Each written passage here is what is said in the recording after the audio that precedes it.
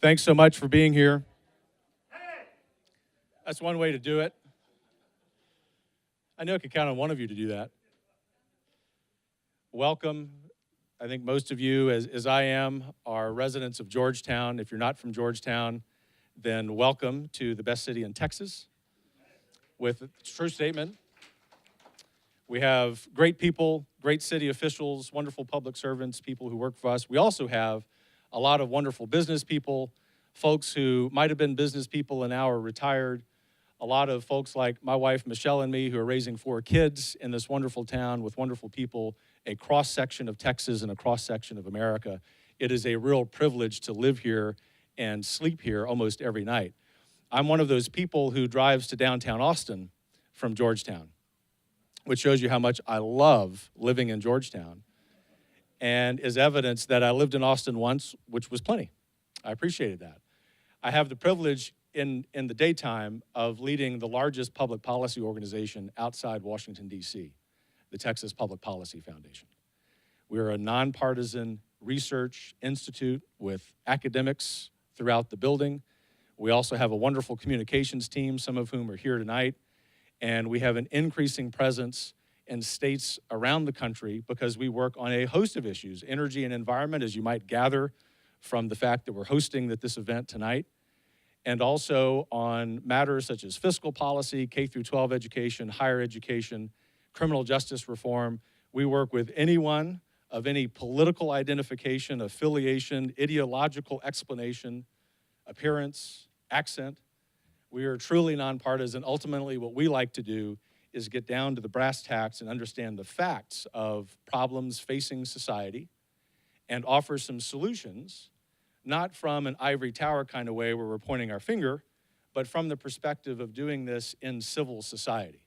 And so if you go down to the Texas legislature and you ask any member of any party, tell me about the foundation, they would tell you, I would think, that we're known as the cheerful warriors. We love what we believe, we're passionate about what we believe, but we're always talking about those principles with smiles on our faces. And we do that for many reasons, not the least of which is we believe we have a moral obligation to have civil discourse, but also because we're so joyful about living in Texas. And so being a resident here in Georgetown,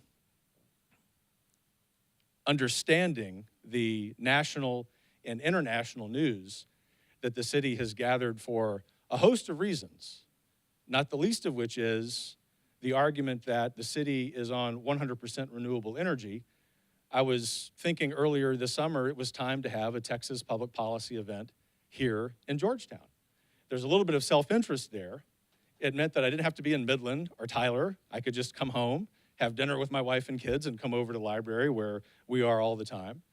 And getting to know our friends on the city council and other positions in city government, it's so good to see some of you here. And ultimately what we want to do is open the conversation. And this has been a long-running conversation in Georgetown about energy policy, about the sources of energy. And one thing that I need to tell you, if you're not familiar with us, is that we never name call, we never talk about intentions and motivations, because we're a think tank. We're worried about facts. What that means is that sometimes, because people are so accustomed to how civil and joyful and sweet that we are, that when we get to the point where we're stating the facts, there can be a little bit of resistance to those facts. And if that happens tonight, we invite you into that conversation. That's why we're here. And we want to get down to the facts so that for the purposes of human flourishing, we can have the best policy possible in Georgetown. And so we say this not only not to pass judgment on decisions that city officials have made, but to get down to the facts. And our experts, whom I will introduce shortly, I am not one, I'm just the guy with really nice hair hosting the event, will get us down to facts. And you shouldn't laugh that much, Chuck McConnell. Chuck does have nice hair. By the way, this is Chuck McConnell, not the former Secretary of State Rex Tillerson in the front row. You will see what I mean when he comes up and talks. No, all kidding aside, we're really pleased to be here. This is serious business because we're talking about something that affects each of us every day. And it's also something that you would know about, even if you don't live in Georgetown. I have the privilege of traveling around and talking about the beautiful aspects of Texas and Texas policy in Texas and outside the state. And people outside Texas know about this argument that the city is making regarding 100% renewable energy. So we're here to ask the question, is that doable? Is it good policy? And in doing so, in no way are we calling anyone out. Are we disrespecting anyone's wonderful service as a public servant or as a full-time official in the city government of Georgetown? We're here to have a conversation. My suspicion, being a historian trained at the University of Texas, is that we'll continue this conversation after tonight. And the reason for that is because it is such a big policy, and because Georgetown has become, for whatever reason, a test case for people who have an interest in this policy. Now, we study the ideological spectrum every day at work, because ultimately we measure our success based on laws passed and laws not passed, policies implemented, policies not implemented. And so we're very familiar with the arguments of all of the different groups and political tribes and ideological associations, all of which are really important in civil society. As a historian of the founding of this country, I think all of that disagreement is wonderful. We're not made to be robots. It's really important in the 21st century in the United States that reasonable people can have a difference of opinion and not think that the world is ending. As an old history professor, college president, someone who feels very deeply that every perspective should be weighed in the public square, I'm grateful for the work that we do at the foundation, and I'm grateful to those of you who are here tonight for taking time out of what I know are busy schedules to be part of this conversation. With all of that said, I didn't say my name. Oh, okay, good. See, I write mystery novels at night. Kevin Roberts, Executive Director of the Texas Public Policy Foundation. Thank you, Bob. I was caught up on Chuck's hair. And depending on how tonight goes, I'll tell you where I live, but we'll see first. No, thanks for being here. Thanks for reminding me that. I'm also an old debate coach, so I feel a little embarrassed by not introducing myself. Tonight, we'll get down to the facts. We'll have wonderful question and answer period. You will be the feature of that. And then we will have our policy experts suggest a way forward on this policy.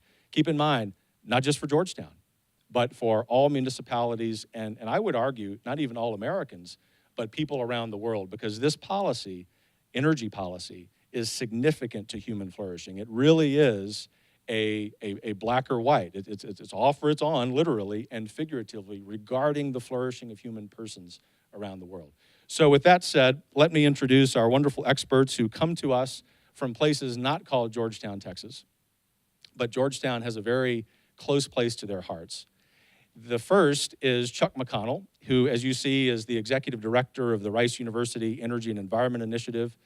He is a humble guy, so he might not tell you that he has served as the Assistant Secretary of Energy under President Obama, that for decades he has worked on how we can bring technology into the marketplace, and also, most recently, what the most sensible policy is for cities like Georgetown. You'll enjoy hearing from Chuck shortly.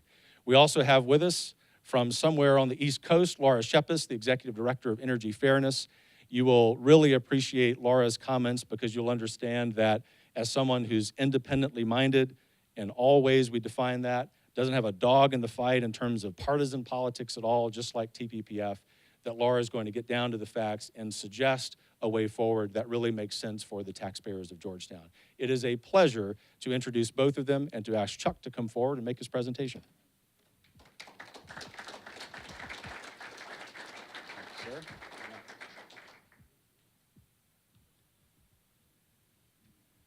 Well, it's a challenge to be cheerful because my wife's always reminding me to be more cheerful, right? But it's wonderful to be here. I'm not from Georgetown, but I came to Texas 25 years ago from Ohio, Pennsylvania.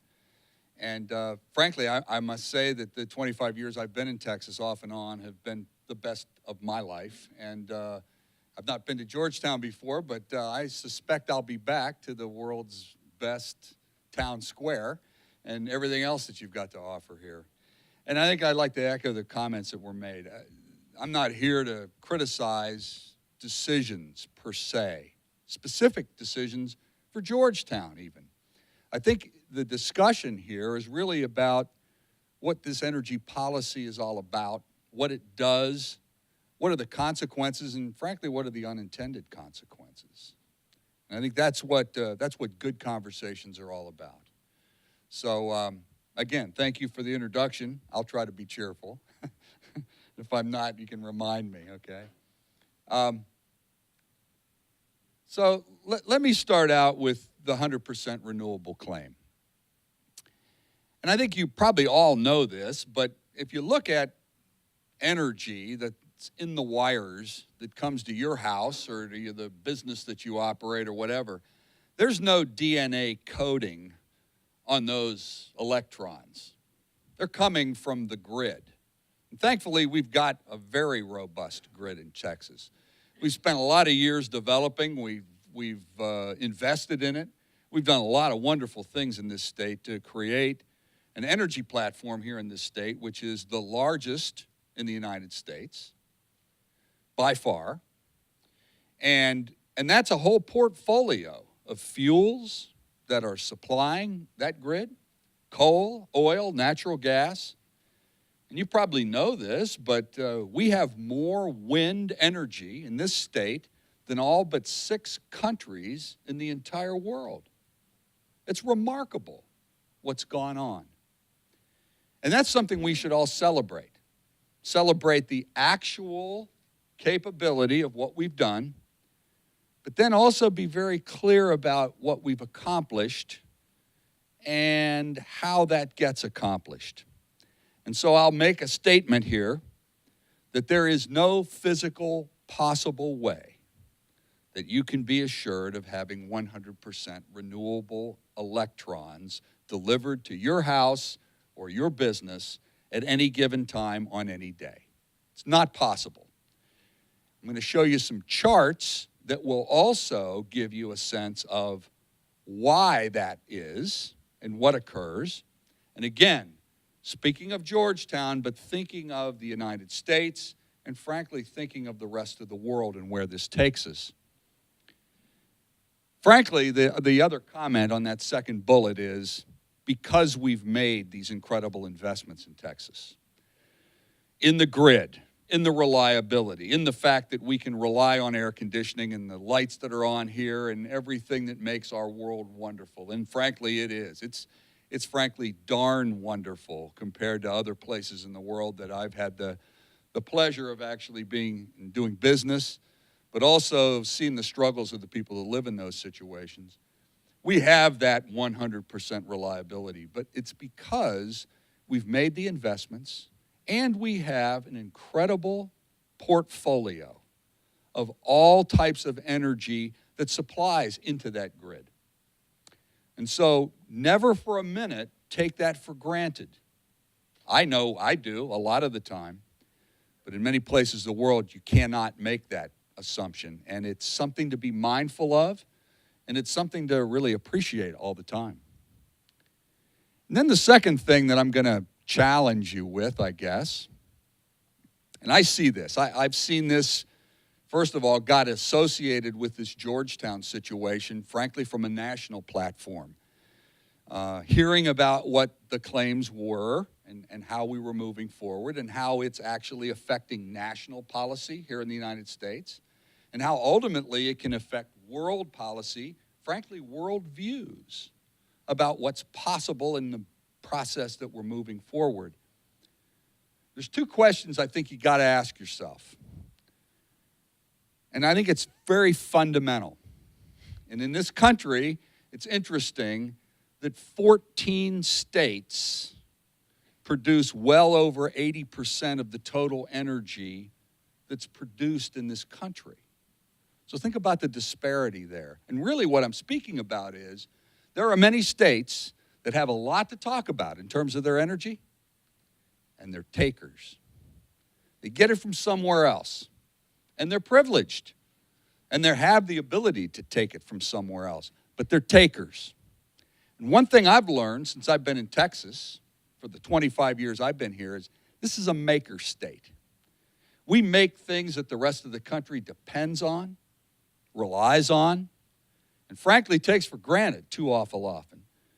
But it's not just electricity, it's petrochemicals, it's oil and gas, it's all of the things that we send to the rest of the country, and they're very thankful, I think, but not always, and they take it for granted.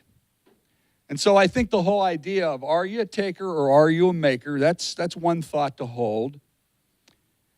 Secondly, who's actually paying for the claim of 100% renewable? When you start to think about it in terms of the grid, the investment, what's gone on here and what it's contributing to, and then the expectations that the rest of the grid, the rest of the system, the rest of everything that everyone else is paid for contributes to the ability to make a claim that it's 100% renewable. When in fact, I think we just covered, it's not really 100% renewable. But even if you were making that claim, could you make that claim in terms of your own ability to execute? The answer is no. And that's troubling on several levels, and we'll get to that in a second. And then finally, I want to show you a little something about climate change and the impact of renewables. Now, I'm in front of you today as somebody that spent 40 years in the energy industry. In government, now at Rice University, and I work on technology every day. I believe in technology. I'll tell you, as I sit here in front of you, and I'll make this statement and not be shy about it. I believe in climate change. I believe that carbon dioxide contributes to climate change. I don't know that it's the sole cause of it, and I think if any scientist stood in front of you and said he knew for sure or she knew for sure, I'd be very cautious of that conversation. But I think generally the idea that CO2 is a forcing function for climate change is certainly there, no question, okay? So the question is, are you moving the needle with this 100% claim? So, take a look at this chart from 2015 in August, 2016, 2018, at the early part of the year. And take a look at the total amount of generated energy that Texas required. And take a look at that blue line, that blue chart at the bottom. And that'll tell you how much wind is actually contributing to the solution. And then what's in between is an amount of wind capacity that's not able to deliver. Because I think you've heard it so many times that, frankly, it gets tiring. The wind doesn't blow all the time. And it especially doesn't blow when it's the hottest time of the year. And if you take this chart and actually go to some of the worst days we've had in a long time in Texas, very recently, there's the story of the summer of 2018. Down here at the bottom, that's where the wind is. This is where your solar is, contributing somewhat, the wind here, and this is the gap between what's needed at peak and what wind is able to deliver. So what happens during that period of time? Your lights don't go out. Your air conditioning doesn't stop. The electrons continue to flow, but they're flowing from other sources of energy that the grid is attached to. Because that's what we've done from the beginning of time in this country. Coal, nuclear, and gas, 69 to 71 gigawatts of total developed energy, and the wind and solar combined, 5 to 8%. That's all. And so what it says is there's a gap between the perception and the conversation and what's really occurring. And I'll say one other thing from the beginning of time. I think we all know that electricity is for the public good. And that's why electricity has to be delivered reliably, dependably, what you expect every day from the suppliers that you have. So who's paying for this claim, this 100% renewable claim? Well, you don't see it in your power bill. But I can tell you right now, U.S. taxpayers have spent $36 billion in wind and solar subsidies during that 4-year period of time, right? It's not in your utility bill, it's hidden in your tax bill. Texas has spent $7 billion in renewable energy-driven transmission lines. All those windmills out in West Texas, a heck of a lot of transmission lines having to be run back to Houston, Dallas, San Antonio. We've spent $7 billion. And at a time when natural gas has gone down dramatically, have your power bills gone down dramatically? The answer is no, because we're paying for all of this. Texas property taxpayers, $1.8 billion in renewable property tax breaks. That affects a lot of things, including what utilities typically will pay back to communities for schools and all of the things that are supported by the public good. And then finally, we've got this whole thing called, well, it's really called negative pricing. It's all about the subsidies that are provided to wind providers. That even in cases where if the wind power is not necessarily required by the grid to meet the needs for all of Texas, they supply them anyway at zero, at negative pricing, just to move those electrons. And what it does is destroys the competitive landscape. I hear the term all the time, we have deregulated power in Texas. That's a misnomer. It's set up to be competitively driven between choices, but when the system is set up that all the wind power has to be taken by utilities in deference to anything else, that's not a deregulated market. That's a very strongly regulated market. And the policies are tipped to make it work in that manner. Now, you hear another comment all the time, well, everything's subsidized.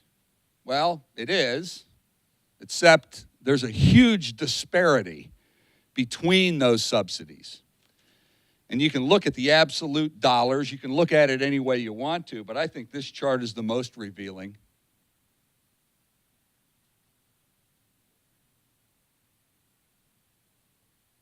Oh, I don't know, where am I here? I've lost myself. There we are. This chart's the most revealing. And what it says is for the dollars that are spent on coal, on natural gas, on hydro, on nuclear, the amount of subsidy dollars for the amount of energy that those sources of energy are actually providing to you is minuscule in comparison to the subsidies that are provided to wind and especially solar.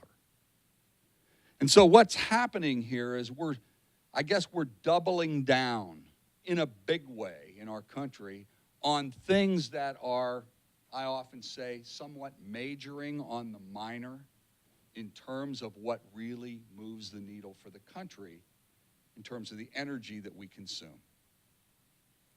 And then finally, as we talked about before, okay, CO2 is an issue. We want to do something about it. I absolutely believe that's true. This is what we're doing if we retired every single fossil energy supply in this country. A 0.4% reduction in CO2 concentration, 0.4%. The sea level rise that everybody gets concerned about, it's about 2/100ths of an inch, about the thickness of a dime, okay? Global temperature, 0.021 degrees Fahrenheit. And I think this is the most revealing part of it is everything that goes on by the retirement of all U.S. fossil is replaced by 6 weeks of Chinese emissions. So, if you think about really moving the needle on a global platform, what are we doing? Are we trying to make ourselves feel good? Well, I would argue, are you? Do you feel good about it? And the other challenge is, as you feel good about it, perhaps even for this city, in the deal that you just took, and I don't know all the details of it, but I would suspect over time that if this becomes what other people in the country, in the world, believe is possible, really believe is possible, then they're going to run for the same goal. And it's not a goal that's achievable. And you set an expectation for people to be chasing the wrong rabbit. And it's destructive. You know, if you look at this and you think about those Chinese emissions, there's a lot of things that we can do as a country to help this. Making this decision to move forward in this direction, it's laudable.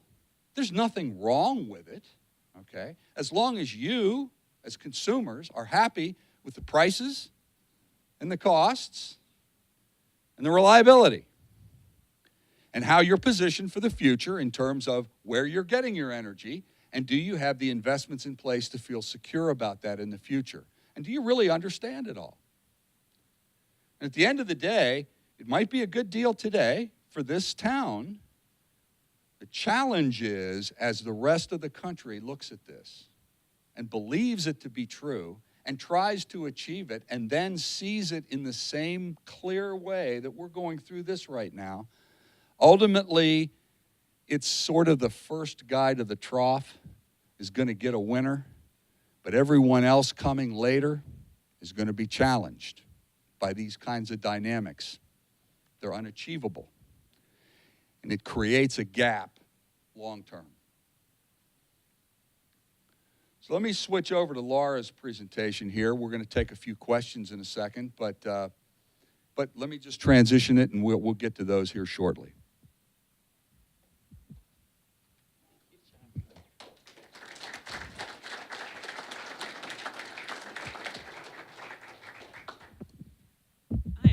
Hand talker that I think I better put this mic right back up here.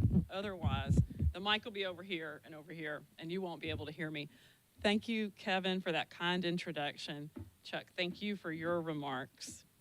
And thank you all for what a healthy turnout. This shows a community that is paying attention to one of the most important issues that shapes your lives and the local economy and the local environment. So I appreciate you being here, and I appreciate even more being able to just share a few thoughts with you.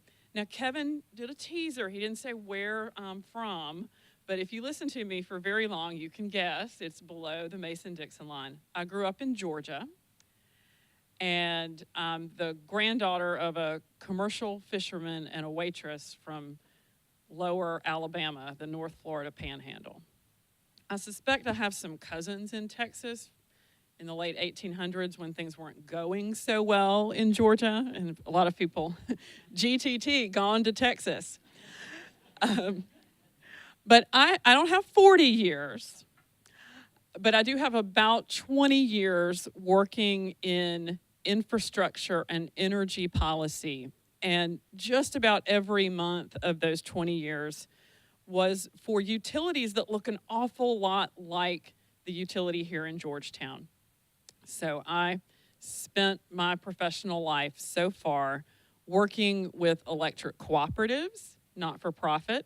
Y'all are covered up with them here in Texas, and municipal, city-owned public power systems, just like Georgetown. So always, every day when I went to work, and still in my role with Energy Fairness, my job is to ask questions, take very complicated issues up here at that just super complicated technological level and bring them down to a place where we can have good, open discussion that everybody can participate in. But the most important thing I have to do every day is talk about consumers, real people, the prices that they are paying and the information that they have and then can act on regarding their energy usage and their utilities. So Chuck laid out a lot of macro concepts about your particular grid here, ERCOT, here in Texas. I'm going to go up to the national level just a little bit and look at our national energy mix. And then I'm going to tackle a couple of questions that I hear all around the country about why? Why, Laura? We see wind farms everywhere. Solar panels are getting cheaper. Why can't we have 100% renewables in just a few short years? So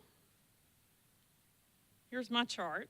And this is from a very valuable organization that serves every American. It's the Energy Information Administration. It is part of the Department of Energy, where your own Governor Perry is now secretary. And they do an annual energy outlook every spring. And us energy people, we get very excited and we go through all the charts. But this is the most useful one for today. And what it shows, these neutral researchers, no dog in the fight, just like Kevin described me, they look out and they say, well, all these different scenarios could happen. We could have level natural gas prices. We could have higher or lower prices on solar panels.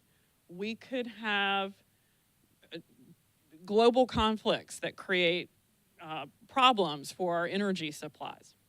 We could have Congress decide to put a price on carbon or go back to the future and bring about another clean power plan type idea, which is essentially, despite the thousands of pages of rules and regulations, it's also a price on carbon. And so I hope you can see this.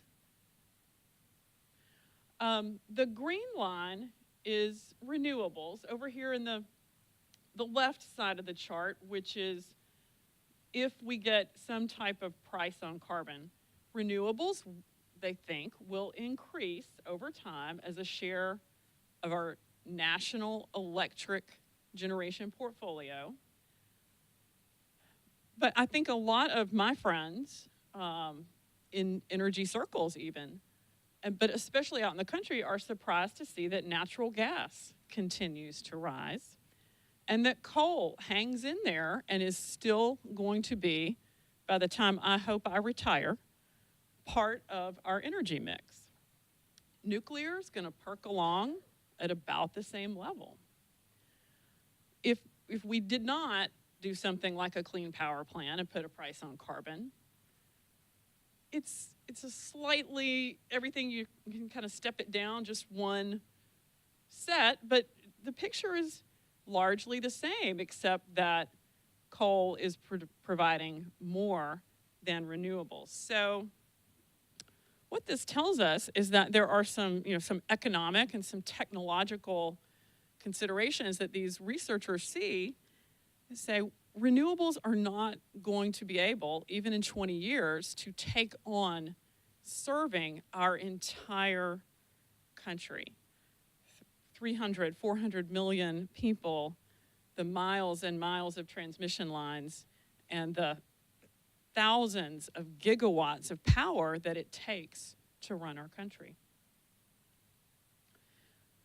This is different format, but a snapshot, not going out to the future. This is just 2017 and 2016 in Texas. And it's really just another way to highlight some of the points about Texas grid that Chuck made. The bronze colored line is 2017, the blue is 2016. And you can see, without diving in and reading every number, I wouldn't do that to you, that coal, natural gas, and nuclear combined in those 2 years carried the day. And so that most of the electrons in this ERCOT pool are from those sources. This was even surprising to me, the solar contribution not even in either year making it to the 5% mark.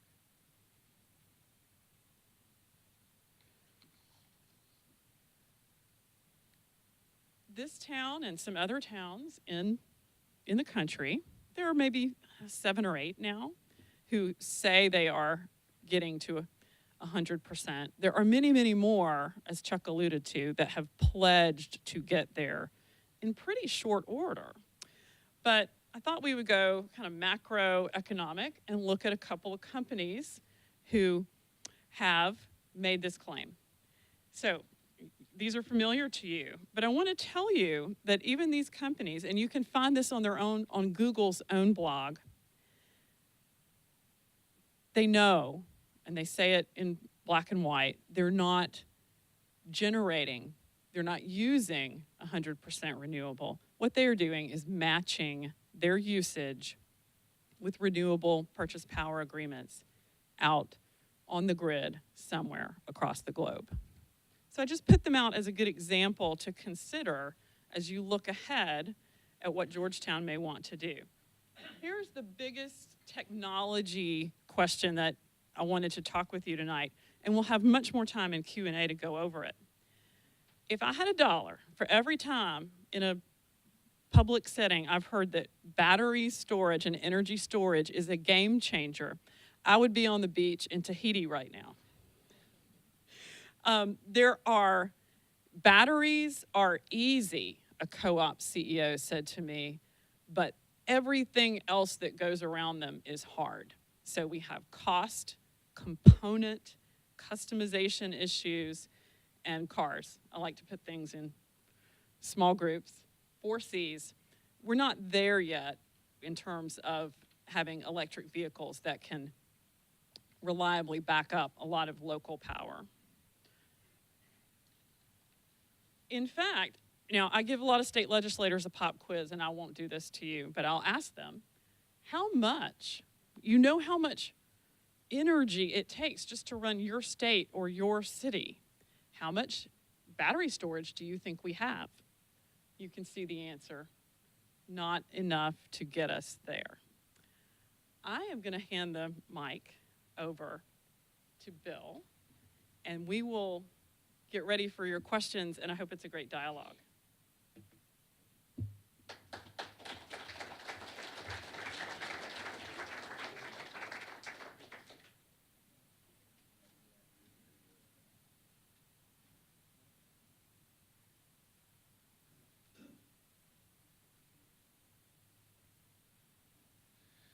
We're a think tank. We have everything really planned out. Sometimes we forget to introduce our names.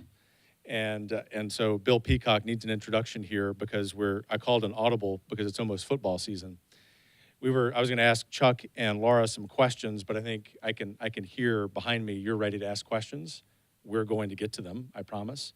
Before we do that, though, it's really important for you to hear from one of our long-tenured colleagues, Bill Peacock, our Vice President of Research, part of our senior staff. He himself an expert in this policy area. And if you're someone who lives in Georgetown, if you're willing to come down to Austin, you want to talk to Bill, you want to talk to someone local who lives and breathes this every day within the confines of our foundation, Bill would be the guy. So Bill's going to come up and talk for just a couple of minutes. He's going to try to take this wonderful set of presentations by Chuck and Laura and bring it down to the consumer level. Ultimately, this is what we like to do. It's what I call the sidewalk level. I went to public schools in Louisiana, so I have to have this done really simply for me, and that's Bill's full-time job at our office in Austin. Bill's really happy to do that because he's an Aggie and I'm a Longhorn. Bill Peacock.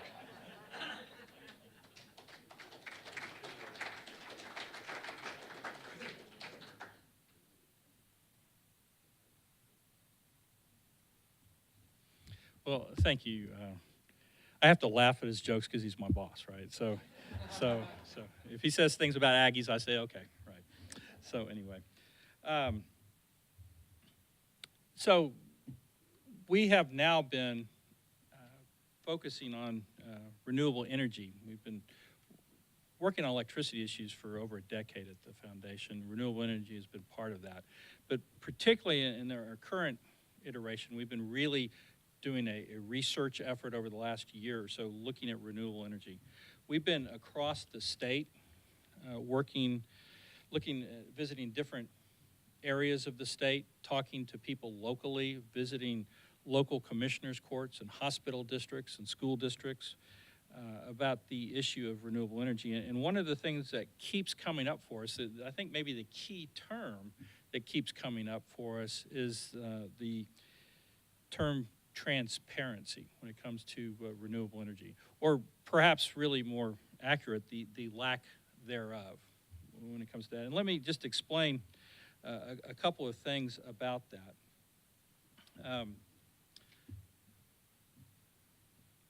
We have the lights don't go out here in Georgetown every afternoon when the wind stops blowing and it's really hot outside. And the lights don't go out in the middle of the night, or your air conditioner or your refrigerator doesn't go out in the middle of the night when there's no sun out there.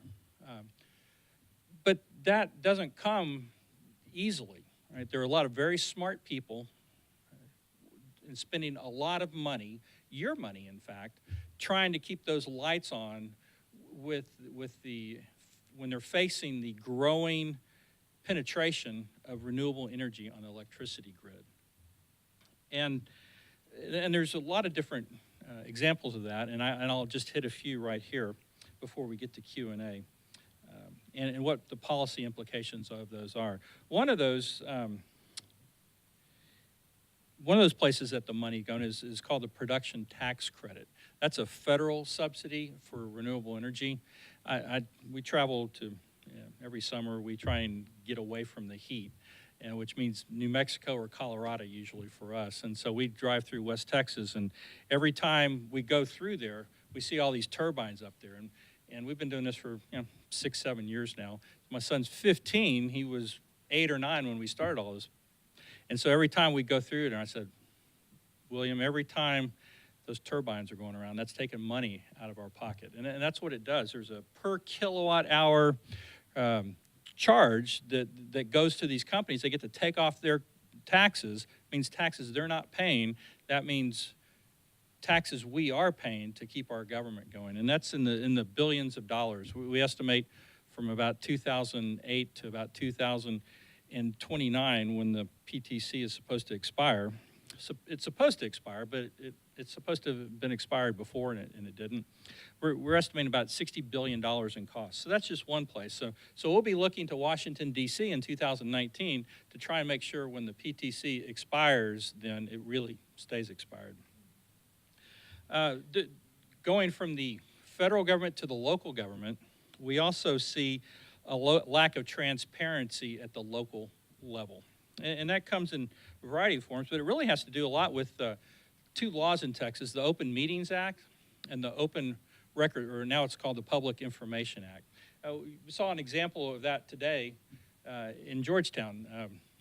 A resident of Georgetown has been trying to get information about the cost of the renewable panels that Georgetown installed a while back, and Georgetown has not released those because they say they're of a competitive nature.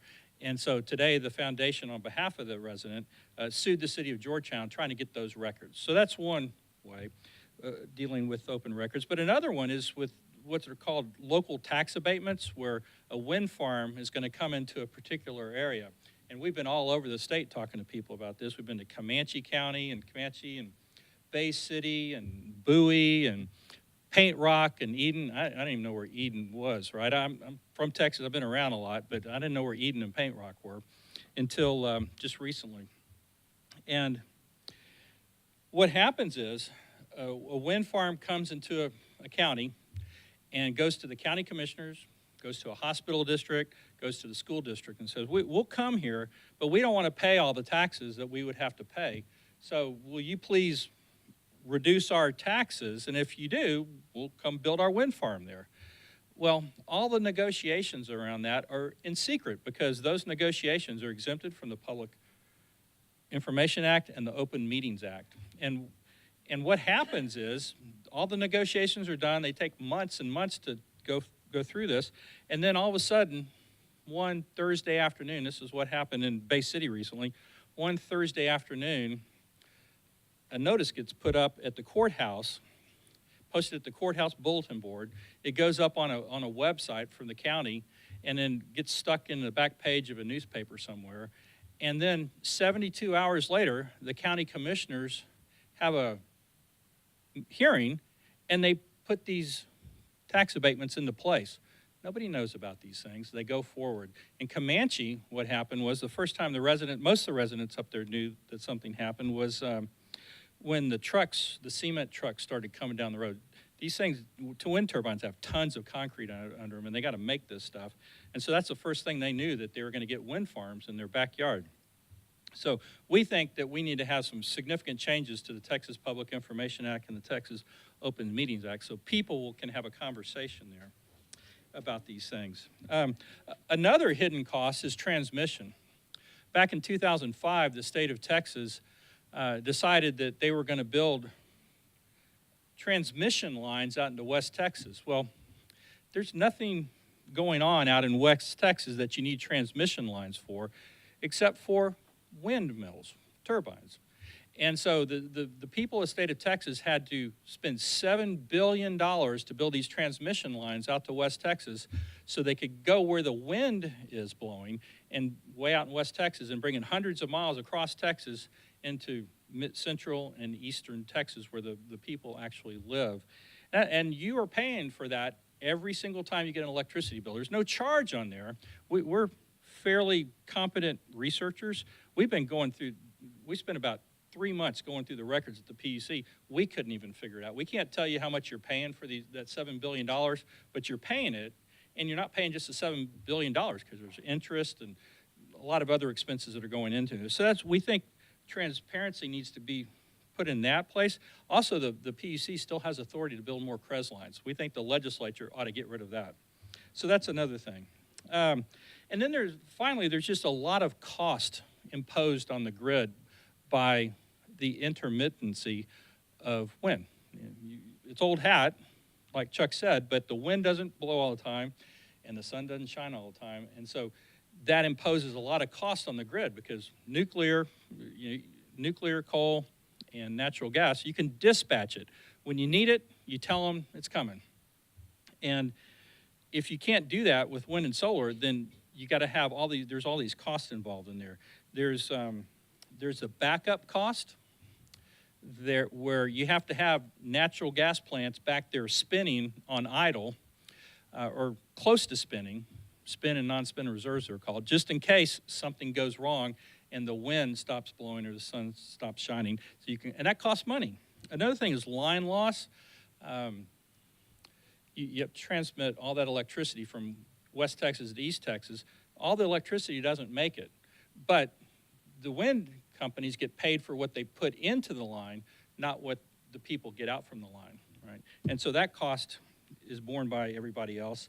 And finally, there's interconnection cost. It costs a lot of money to just connect a wind farm to the grid, and those costs aren't paid by the wind farms either. The term of art for these things is called the uplifting, right? These costs are all uplifted to the system. Well, a little more colloquial terms, we call it socializing the cost, right? It means we're all paying for that. It's socializing. I won't go to another end on that word, but those costs are all socialized, and we all pay for those things. And so we think the Texas legislature and the PUC and ERCOT should put policies into place that make wind farms pay for the different costs that they impose on the grid rather than the consumers and or the taxpayers of Texas. So those are some of the solutions that we're going to be talking about to the public and members of the legislature and during the upcoming legislative session.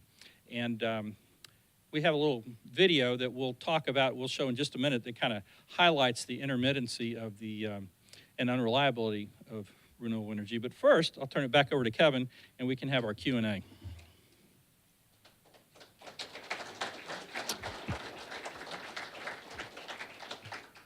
Thanks, Bill. Now we'll have Chuck and Laura come up to the table here. We'll start Q&A, a couple of ground rules. Our colleague Cutter here will come around with a microphone, and we will go through as many questions as we can in 30 minutes. At the Texas Public Policy Foundation, the train starts on time and ends on time. That's because it's run by an old Catholic school headmaster. So that also gives you an indication that in the spirit of civility and getting everyone an opportunity to get a question who wants to ask one, I might ask you very politely but firmly to get to your point. So in our building, we call that the Roberts Rule of Questions. Please phrase your comment in the form of a brief question. So I was smiling when I said that. So if you have a question, Cutter will come around. We'll work both sides of the room. We will get to you, and I will pitch to our experts here. Let's start here with the gentleman in the front. Please wait for the mic so everyone can hear you. Yes, sir. Yes. What were the costs that you were talking about on, or the loss costs for delivering energy over long distances? It's going to be the same regardless of the source of the energy. So is that like 1%, 0.5%, 0.1%? These are high voltage lines. They shouldn't have much loss. So if you could just tell us what those numbers are. Thank you. It's not a significant loss, but when you go, the longer you go, the more you lose. And then other weather and other conditions, the strain on the line can impact that. So it's not a fixed number you can put into a formula, but when you're talking about having facilities far, far away, you're going to lose more. So it is proportional. Something you don't understand it. I think that's a definition. Well, right? utility engineers can certainly, and smart folks at ERCOT and the PUC, and in the wind companies too, can model those and predict them. I'm just not able to say that, per mile you lose this type of percentage. Thank you. But the longer you go, the more you lose. Thank you. Rick? I assume, due to your experience, that you're familiar with the term energy density expressed in terms of kilowatts per acre. Have you ever done the calculation that of how many acres it would actually take to do 100% renewable energy to run the whole country? I think that would be an eye-opening acreage number. Let me try to be cheerful and eye-opening at the same time, okay? So for Texas, if you replaced all the fossil energy, you would need to consume 3/4 of all the acreage in the state. That includes the cities, it includes the acreage that lakes take up and everything else. And so the concept of not in my backyard ain't gonna happen, okay? But let me give you a more stunning number, okay? If you did that for the entire country in the United States and replaced all the fossil energy production, you would need approximately 4 billion acres. And if you have all the acreage in the lower 48 and Alaska and Hawaii, the entire country is 2.5 billion acres. So, by a factor of 2, it's impossible, but the idea that we're going to cover the entire landscape with windmills is absurd, right? And so I guess your point is, take it.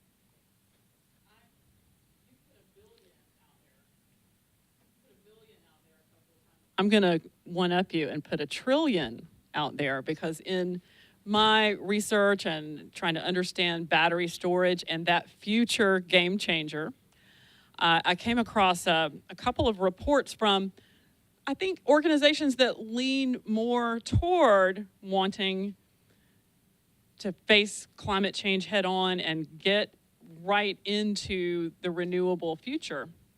One was from Boston, and another was an Energy and Environmental Science journal. And between those two sources, they looked at what would it take to have an 80% renewable mix delivering electrons, not just built, but delivering electrons. The transmission system, they said, would have to be there, was massive, but here comes the $1 trillion. The storage at current prices for lithium-ion batteries, to back it up, would be $2.5 trillion. Thank you. Yes, ma'am. Terry Chase, Texas A&M Clean Energy Incubator. So markets drive innovation.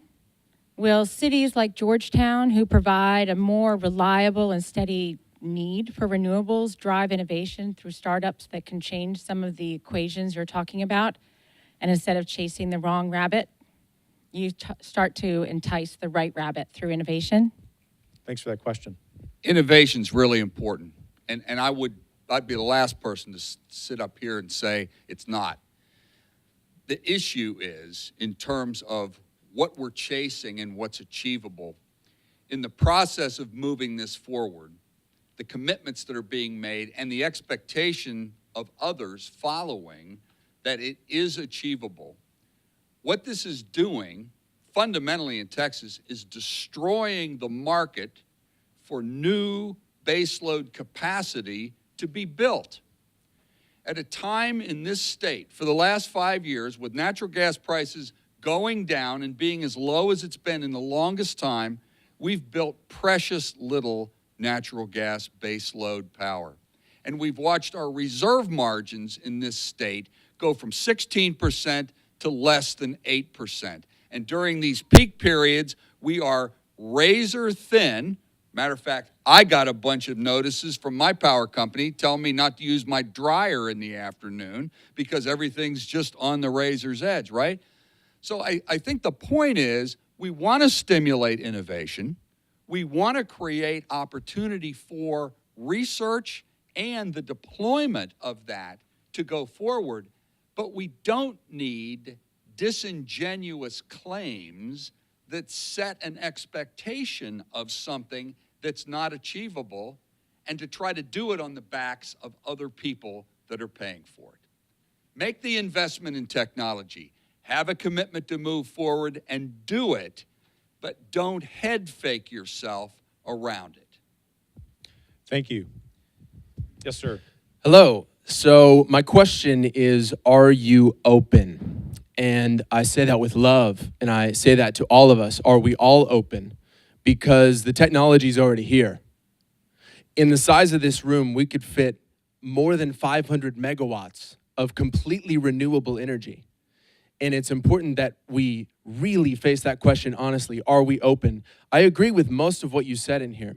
The technology that we do have makes solar and wind look like sticks and stones. We need to update our history, and we need to recognize what is right in front of us. We need to step into the quantum realm because the technology is already here, and everybody has claimed to have a technology. This is really important, and I know I'm going over, but this is very important for us to understand. All of you people that came to this event are very interested in this topic because we genuinely appreciate your question. Just get to your question. Please. So the question is, are you open to the real quantum technology that is possible? Because we could be 100% renewable in 6 months. I've seen the technology. And you know what? I'm not going to debate that with you, but here's my response to that. The most important thing that us as consumers can do is have the transparency to be able to make the decisions based upon the transparent providing of these different technologies. You've suggested something. I can't debate it. It may or may not be true. Let me just assume that it is. And if it is, and it's cost effective, and it's a winner, it should be a winner. Let's have it. But when we create policies, sort of looking backwards in terms of what we think we need to fix, and we start to tip the scales in terms of what we're going to give credits to and what we're not going to give credits to, and all the mumbo jumbo that often we get stuck with, okay, that's what the issue is. Let's get rid of the mumbo jumbo, invest in technology, and have the transparent understanding of what we're delivering. Thank you. Thank you, sir, for your question. We're gonna start working this side of the room. We're not ignoring you, I promise. We will come back. Yes, sir. Yes. If indeed there is sophistry here regarding this alternative energy situation and the investment, who is benefiting from that? Thank you. Laura, you want to take that one, given your experience in public electricity cooperatives? All our fuels that contribute into the grid are valuable and needed, and we should be trying to get innovations moving forward for all of those fuels. I'm trying to be a polite Southern lady here. When you are in Washington pushing for billion-dollar pots of tax subsidies year after year after year, you have a vested interest in getting your fuel into the mix at perhaps a higher ratio than it can actually contribute to electrons that flow into people's homes and businesses. Chuck, did you want to add? No? Okay, thank you. Cutter? Yes, sir. Yeah, hi, I'm Paul Gonan, a resident of Georgetown. Just want to talk about the debate about electrons and what the source is. We all understand that, yeah, we get the power, it comes from wherever. But in the case of Georgetown, it entered into long-term contracts to buy power from designated entities which produce renewable power. It was presented as a financial matter. It's not, you know, there never was a pretense that the energy was, strictly speaking, gonna flow back from those places directly. It's just, at the end of the day, just a financial deal, and I think a pretty good one, considering how long and the term of it and so on. Not going to debate the fact that it was perhaps a really good deal for Georgetown. And you know what? You should celebrate that as a community. Nothing wrong with that, okay? But I'll be a little bit more direct, maybe. You know, I had a neighbor of mine bought a hybrid car next door to me, and he told me he just got himself a new 100% electric vehicle. It was a plug-in hybrid, okay? Okay, well, I don't know if he didn't know what he bought. I don't know. But what I do know is he had gasoline in his tank, and every time he was going to go on a 500-mile trip, he wasn't going to go on a 100% electric vehicle. Now, I guess there's nothing evil about it, but it's somewhat disingenuous, and it sets an expectation for everybody else on the street. They're going to go out and buy a 100% electric vehicle because this guy's got one and it works great for him. And that's not exactly what he did, right? And so I think that's the whole thing. Celebrate what you've done, but don't run around and tell everybody it's 100% renewable energy all the time, because it isn't. I'm sorry. I'm being less than cheerful right now. And I'm gonna stop. I saw a smile on your face. Laura, please, Well, please go for it. I agree. You should celebrate your story here, and you should tell the story. But as Paul Harvey used to say, you got to tell the rest of the story. And the rest of the story is what we've been describing here in terms of the electrons that actually come into your city.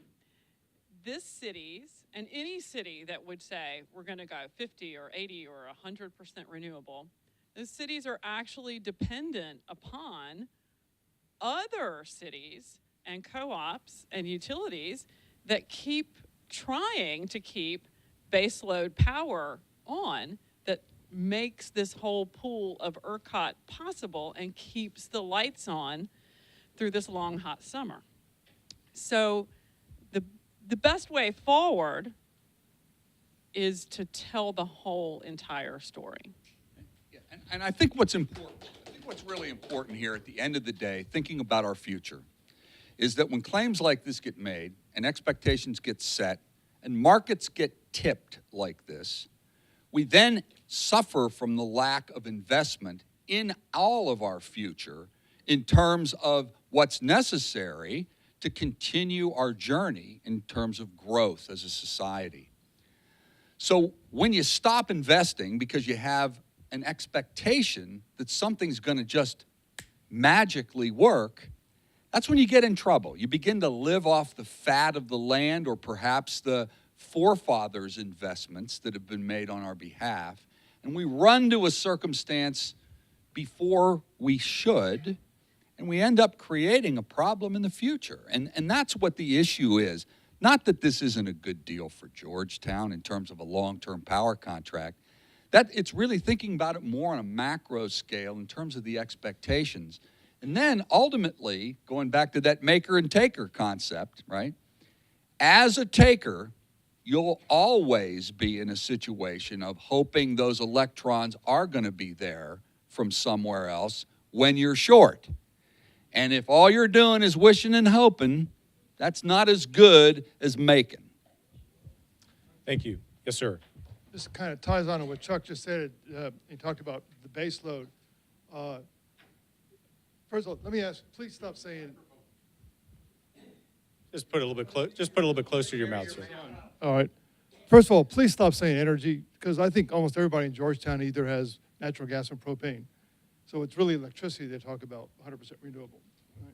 But we talk about the base load. How many more Georgetowns can ERCOT handle, all right, before the base load, whatever, they can't handle it, the total load, the total Thank you. requirement? Good question. And you know, I'll sit here and tell you, I don't know. I don't know. I know that if there is an expectation that this is, first of all, I perhaps politically inspired, or for whatever reasons, there'll be a continued rush to do this. And if the expectation and the transparency of the reality in the pursuit of this isn't understood by everybody as we're going forward, I think this is really speaking loudly to the state of Texas in terms of the way our markets are structured, in terms of the way we need to be able to have solid investment in the future in terms of baseload capacity. And I believe we can get there, but we get there through transparency and I'm sorry to use the vernacular, but the mumbo jumbo of subsidies is so very difficult to sort through. And so what's really going on? I think as citizens, we all deserve to understand exactly what's going on and make those kinds of choices. That's what the market is set up to be, a competitive market. At times this summer, this long, hot summer, when it wasn't often very windy, your grid was strained.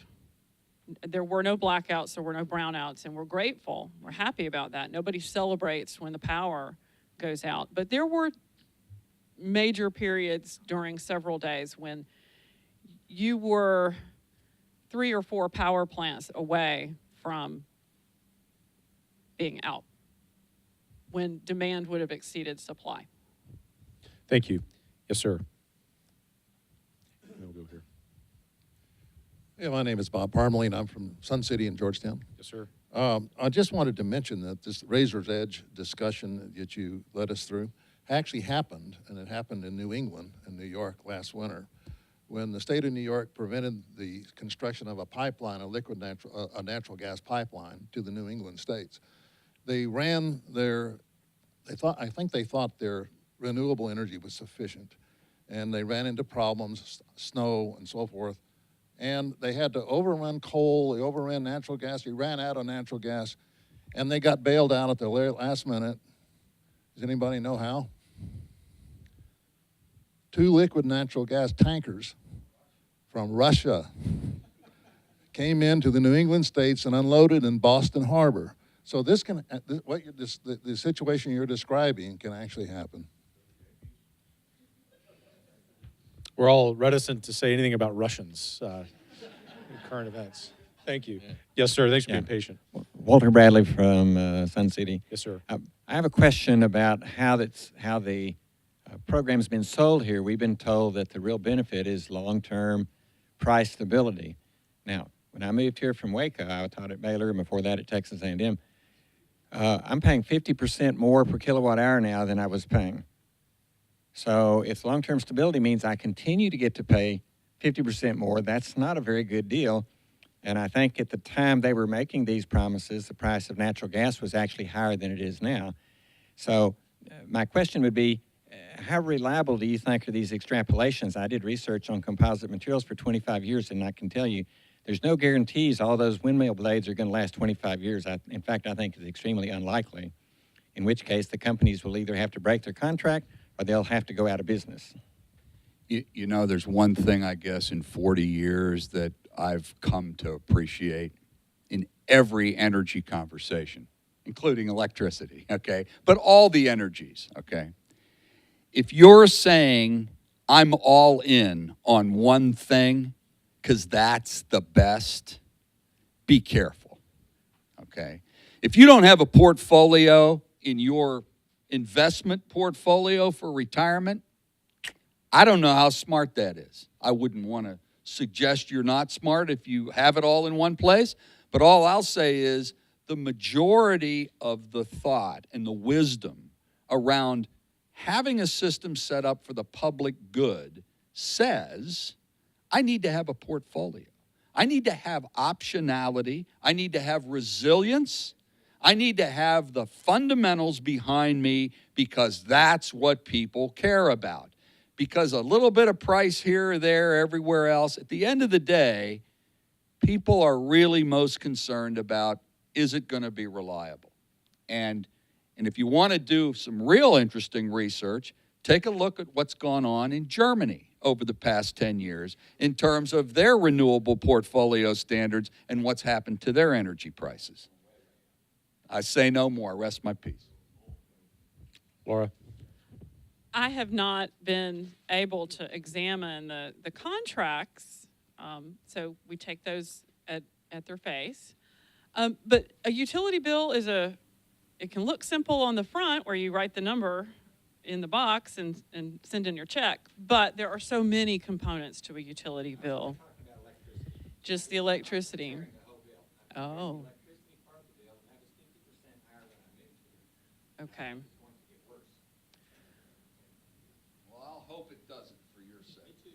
I hope it doesn't.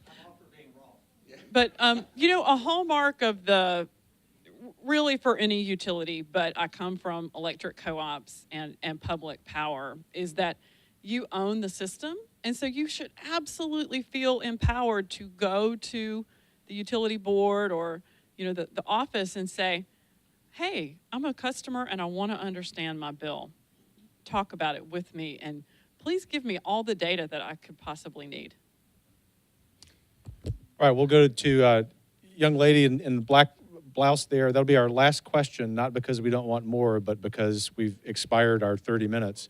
You're welcome to ask more questions after we conclude. Yes, ma'am. So we've talked about how we could be in some serious trouble if we don't invest in more traditional sources.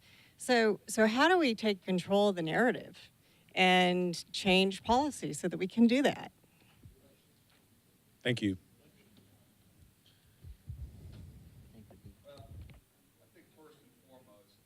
The idea that we're in a room like this, having a conversation like this, promoted by an organization such as this, is a quantum step forward in terms of real understanding. And what strikes me is this community, on the high end of educational IQ, if you will, in terms of understanding what's going on in your community, wanting to know what's going on, and demanding those kinds of answers. I think that's it, man. If you've got this kind of enthusiasm to continue to use organizations such as this, to get together in forums such as that and actually talk about it, and really, again, being friendly, having that spirit of transparency, and getting the ideology put aside and really talking about the logic, the transparency of it all, and the fact that for sure our future will not look exactly like it is today. And we should all anticipate things going forward, but do it thoughtfully.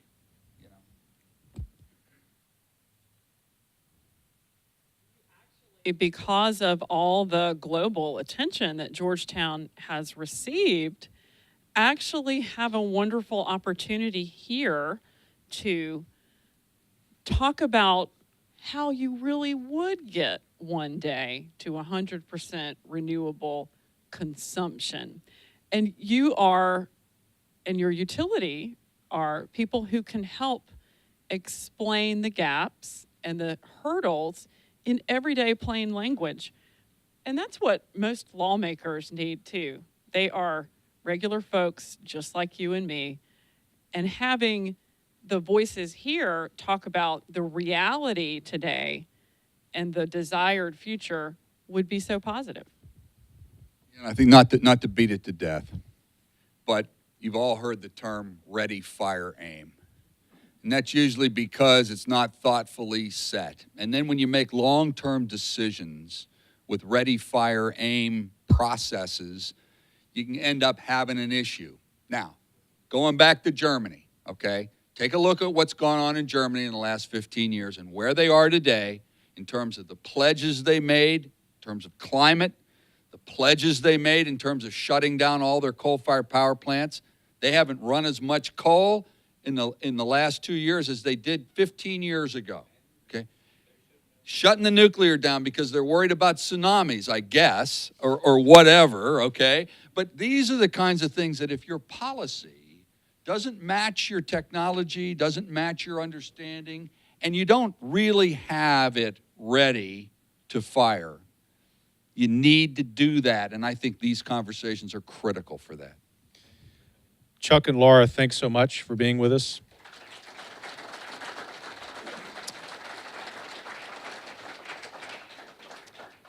And a figurative round of applause for all of you for your questions, and I really do mean that. We do this all over the state, all the time. I will wrap up here in a moment, but Bill Peacock's going to come back up and talk about next steps. One of the things that distinguishes our foundation is that we don't just write white papers and let them sit in the ether. We actually, as I said earlier, are passionate about those ideas, so we want to do something about them. So Bill is going to offer some possibilities, and then I'll conclude us. We'll do all of that within a few moments. And you're, of course, welcome to stick around and visit with any of us privately afterwards. Bill. All right, thank you, Kevin. We've got a video. We've got a series of videos that we're doing for part of our effort in here, and we've already done one that is on our website. You can find it. It talks about the human cost of wind turbines and the people who live near them. Tonight, we're going to debut our new video, which is on reliability, the challenges with reliability of wind energy, and then I'll make a couple of remarks after that.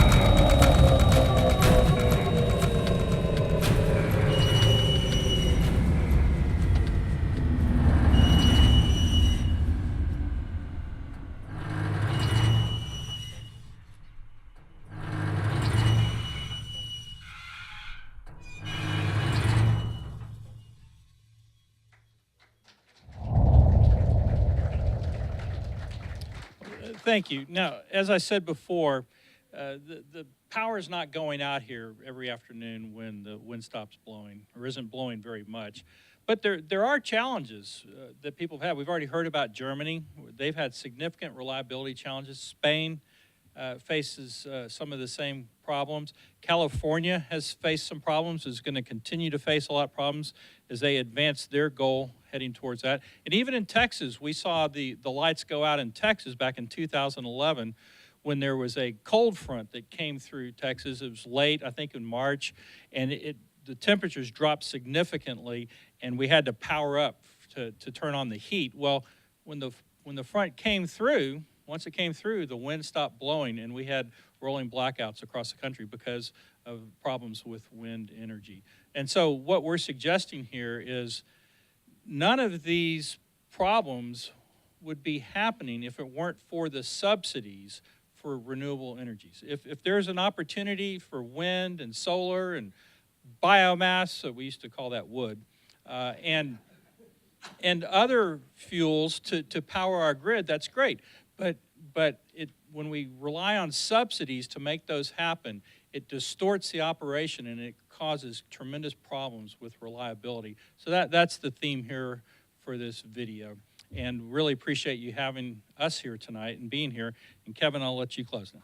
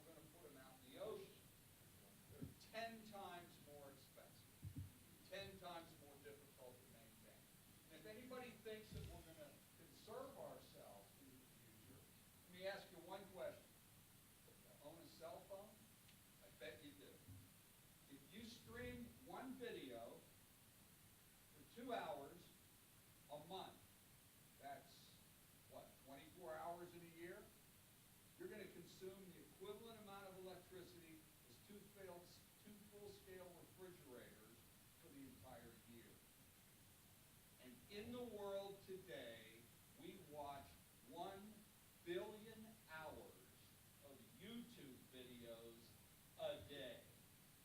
So if you think the world's getting more efficient, I would argue, go outside and see somebody walking around staring at their cell phone. It ain't happening. You succeeded in yanking his chain. So, all right, folks, I really mean it when I say thank you. We always want to welcome people to our building, 901 Congress Avenue. There are plenty of people who come to our monthly primers on a host of issues. You can visit us on the web, texaspolicy.com.